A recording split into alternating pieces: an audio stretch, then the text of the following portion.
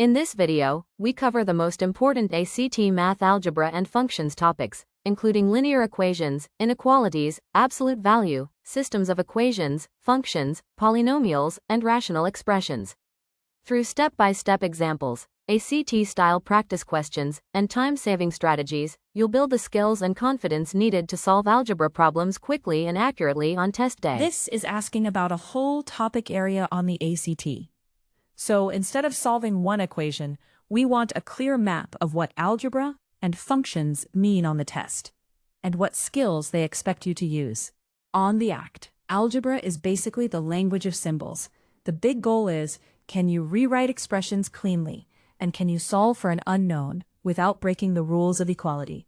If you can keep both sides balanced and simplify accurately, you're in great shape. A common algebra job is simplifying. The reason this matters is that simpler forms are easier to solve, graph, or compare. You're usually combining like terms, using distribution, and applying exponent rules carefully, so you don't accidentally change the value. Here's the kind of equation solving the ACT loves. Notice the mindset. We want the variable alone. So we undo operations in a clean order, and every move keeps the equation balanced. This side has a variable term plus an extra constant, so we'll undo that constant first. Algebra on the ACT also includes inequalities and absolute value sometimes. The main pitfall is that if you multiply or divide by a negative, the inequality sign flips. That's a rule students often forget, so it's worth watching for. Now, functions. Think of a function as a rule. You input a number, and it outputs a number. ACT questions often test whether you can read function notation, plug inputs in correctly, and interpret what the output means in context. This is function notation, meaning the output of the function, when the input is x. A very common function task is evaluation. You replace the input with the given number, then simplify. The key is using parentheses mentally, so the substitution doesn't scramble signs or exponents. Functions also show up as graphs. The ACT expects you to connect an equation to its graph and read key features like slope, intercepts, and how the graph shifts. So the purpose is interpretation. What does the picture say about inputs and outputs? These are the function families that appear again and again. You don't need advanced calculus ideas, but you do want to recognize the basic shapes and what changing numbers in the formula tends to do. This is the standard linear form, where m controls steepness and b is the vertical intercept. And you'll also see quadratics and exponentials. The reason these matter is that their shapes behave differently. Quadratics curve and have a turning point, while exponentials grow or decay fast. Recognizing the type helps you pick the right strategy immediately. So, if you're studying this ACT category, here's the game plan.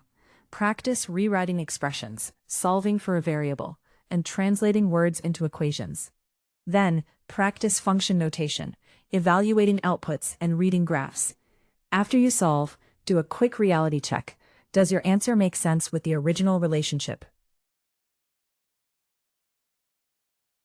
Let's read carefully and keep track of what each function does. Our target is p of 0, so we'll work step by step, from p back to h, and from h back to f and g. Now let's keep the answer choices in view, and we'll match our final result to one of them. We start by plugging 0 into p. Since p of x equals h of x minus 1 plus 3, putting in 0 means the inside becomes -1. This keeps the structure the same. We're just evaluating it at one specific input. So the main job is to figure out h at -1. Now, remember what h means. It's a quotient, f of x divided by g of x. So to get h of -1, we evaluate f at -1 and g at -1, and then divide. That's valid as long as g of -1 is not 0. We'll quickly check this is not 0, so the division is allowed. Let's compute f of -1. We substitute -1 into the formula for f. Be careful with the parentheses so the signs don't get mixed up. So, the numerator ends up being -9. Now, we do the same for g. If g of x is x plus 4, then at -1, it becomes -1 plus 4. That gives a non-zero denominator, so we're safe to divide. Great. The denominator is 3, not 0. Now divide. -9/3 simplifies to -3. This simplification is helpful because it makes the final step with the +3 very quick. So, h of -1 equals -3. Finally, plug that back into p of 0. We have -3 plus 3, which cancels perfectly. That's a nice quick check that our arithmetic is consistent. So the value of p of 0 is 0, which matches choice A. We're told one function is a parabola and the other is a line. Our goal is to find which slope, m, makes the line just touch the parabola at exactly 1 point, meaning they're tangent. Here are the answer choices we'll check against once we find the possible values of m. Let's use a simple diagram to make the relationship easier to see. To find where the line and the parabola meet, we set their y values equal. And since tangent means exactly one meeting point, that intersection should happen just once. Now we bring everything to one side.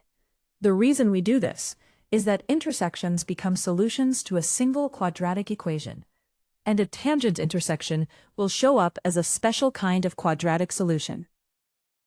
Here's the key idea. A quadratic has exactly one real solution when the discriminant is 0. That matches the tangent idea perfectly, because one real solution means one x value where they touch. Discriminant 0 is the algebra way to say one intersection point. For our quadratic, a is 1, b is negative the quantity 6 plus m, and c is 9. Plugging those in carefully keeps the logic consistent and avoids sign mistakes.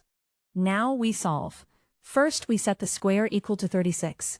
Then, remember, a square can come from a positive or a negative number. That gives us two possible slopes. So, 6 plus m equals 6, or 6 plus m equals -6. That gives m equals 0, or m equals -12. Finally, we compare with the choices. Only -12 is listed, so that's the possible value of m. This is the choice that works for tangency. We hope you liked the video. To create more such videos, please visit think10x.ai.